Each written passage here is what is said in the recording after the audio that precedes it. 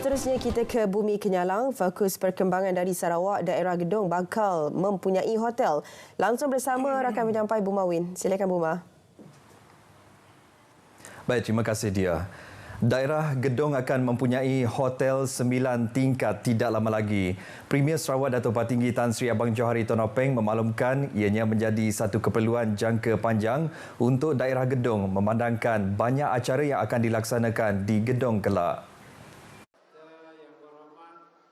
Datuk Patinggi Tan Sri Abang Johari memberitahu pembinaannya akan dilaksanakan selepas kerja-kerja pembinaan jalan seperti jalan dari Gedong ke Semarahan, Mini Ismus Gedong siap.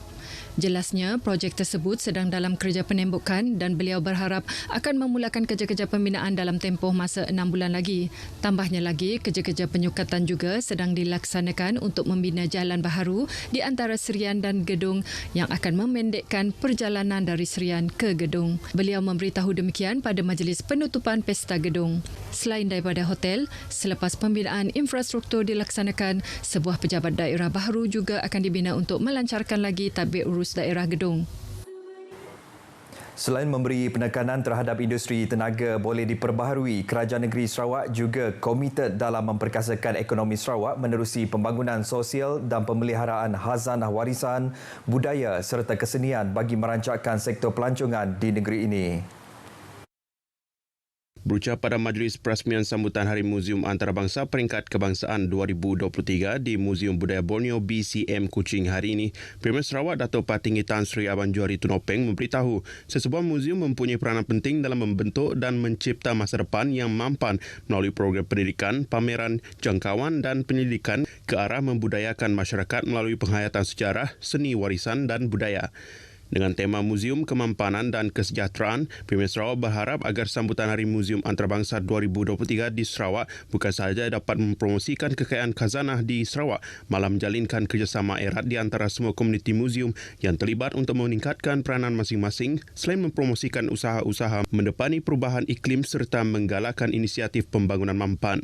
Selepas menyempurnakan majlis perasmian tersebut, Dato' Patinggi Tan Sri Abang Johari Tonopeng juga berpeluang melawat tapak pameran di pekarangan BCM. Pada sambutan Hari Muzium Antarabangsa bermula hari ini sehingga 5 Ogos 2023, Jabatan Muzium Sarawak telah dipilih menjadi tuan rumah buat kali ketiga selepas penganjuran kali pertama pada tahun 2003 dan kedua pada tahun 2013. Turut hadir pada majlis tersebut ialah Timbalan Premier Datuk Seri Profesor Dr. Sim Hui Hian, Menteri Perpaduan Negara Datuk Aaron Agodagang, Menteri Pelancongan, Industri Kreatif dan Seni Persembahan Datuk Seri Abdul Karim Rahman Hamzah dan Pengarah Jabatan Muzium Sarawak Nancy Jolhi. Lebih dari 500 komuniti muzium Malaysia dan Kalimantan Barat berhimpun di Kuching untuk Hari Muzium Antarabangsa HMA 2023 yang bermula hari ini hingga Sabtu.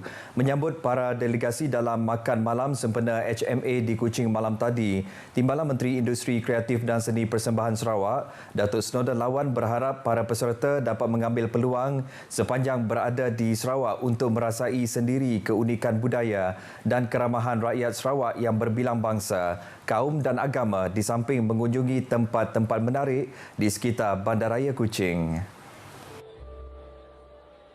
Komuniti muzium yang terdiri daripada 25 kontijen terlibat dalam bengkel dan seminar program muzium bersama komuniti yang dibuka kepada umum. Antara pengisian program HMA kali ini termasuk persembahan kebudayaan, persembahan artis-artis popular, bengkel dan seminar, cabutan bertuah, pameran dan program muzium bersama komuniti. Sambutan HMA diterajui oleh Kementerian Perpaduan Negara melalui Jabatan Muzium Malaysia yang diraikan secara bergilir-gilir bersama Muzium Negeri dan institusi yang bergabung di bawah Persatuan Muzium Malaysia pada setiap tahun. Pesta yang sinonim dengan kaum Kedayan Makan Tahun Perdana bakal berlangsung pada 4 sehingga 6 Ogos ini. Memasuki edisi ke-7 penganjuran tahun ini, Anjuran Persatuan Kedayan Limbang dengan kerjasama Pejabat Residen Limbang Kampung Perbahanan dipilih sebagai lokasi acara selama 3 hari itu. Timbalan Menteri Industri Makanan, Komoditi dan Pembangunan Wilayah Datuk Dr. Abdul Rahman Ismail berkata, pesta itu dijangka menarik 8,000 pengunjung berbanding 6,000 pengunjung pada tahun lepas. 4, 5, 6 itu ada 3 malamnya acara utama. Malam pertama, malam Bario. Malam kedua, malam kebudayaan. Dan hari yang peresmiannya adalah pada 6 hari bulan itu, yang mana setiap kampung-kampung Kedayan akan membina pondok masing-masing dipanggil junjung, yang mana dia akan dikunjungi oleh pengunjung-pengunjung lah pada hari tersebut, di mana kampung-kampung mempertunjukkan keistimewaan kampung masing-masing. Ini kita adakan setiap tahun. Pesta ini menjadi pesta yang menghimpunkan kaum Kedayan dalam satu acara. Ia turut menjulang tradisi kaum dengan memperkenalkan kebudayaan kaum melalui persembahan, makanan serta permainan tradisional. Anugerah keluarga contoh turut disampaikan sebagai memberi pengiktirafan kepada keluarga masyarakat Kedayan yang berjaya dalam pendidikan dan kerjaya. Bahagian dalam kapal kargo MV Tung Sung yang terbalik di perairan Sebuyau pada 19 Julai lalu akan diperiksa sejurus kerja-kerja pengepaman air keluar selesai. Menurut Pengarah Maritim Negeri Sarawak Laksmana Pertama Maritim Zain Azman Mat Yunus dalam kenyataan media, memaklumkan pengepaman air sedalam 1.5 meter dilakukan sebelum pasukan penyelamat dibenarkan masuk ke kapal. Sehingga pukul 11 pagi tadi, operasi bahagian dalam kapal melibatkan 82 anggota yang terlibat merangkumi pelbagai agensi termasuk Jabatan Bomba dan Penyelamat Malaysia, Agensi Pertahanan Awam dan polis selain pihak FPMM sendiri.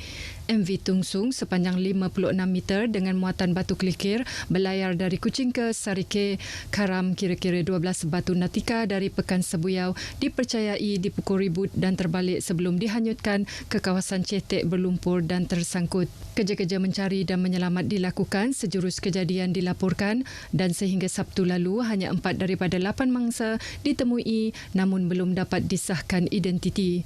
Kesemua 8 mangsa terdiri daripada 3 warga negara tempatan iaitu Cheng Siu Ngek, Wong Hua Wu, Setimba Anak Cuit, manakala 4 warga Myanmar adalah Tat Min Julai, Yi Lin Tet, Hlia Win Tun, Tun Lin O serta seorang warga Indonesia bernama Lido Ali Purwanto. Kesemua mereka berumur 20 hingga 52 tahun. Baik saudara, perkongsian itu tadi mengakhiri berita dari Sarawak. Salam Malaysia Madani. Kita kembali bersama Dia untuk berita seterusnya. Dia, silakan. Ya baik, terima kasih Buma langsung dari Sarawak.